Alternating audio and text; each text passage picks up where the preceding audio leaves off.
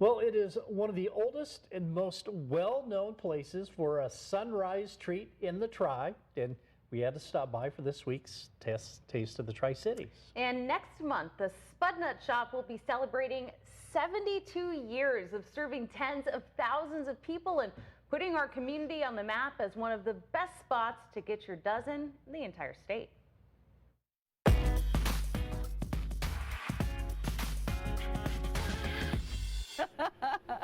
They're so addicting.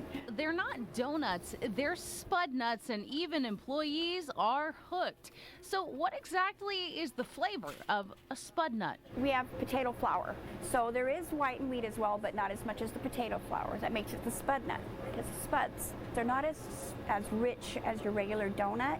It's got some flavor to it. The potato cinnamon rolls are the best thing down here. They're #1. And speaking of numbers, you probably can't guess just how many Spudnuts they're cranking out on a daily basis.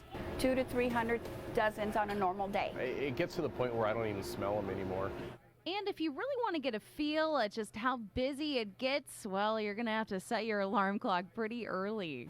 Anywhere between 4 a.m. and 6. We have a line out the door, and those are usually Hanford workers, police officers. Every table's taken. People do wait to sit if every table's taken. So we roll it out flat, and then we run it through here, and it goes through the roller, and it cuts it. Yeah, they take about a minute or two. We kind of eyeball it. You know, this is a historical place. We've been here for almost 72 years. We hear so many stories. You've been coming here how long? About 64 years. And we'd spend the whole Saturday in the Uptown Theater as a kid. Get a gallon of root beer, come by here and get a dozen donuts, and back then you could bring your own food in. So it's been a real memory place for me to be able to share with my kids and then my grandkids.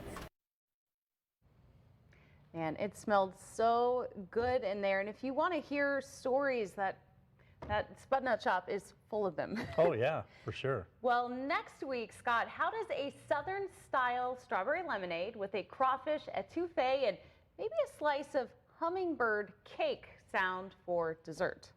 Sounds good to me.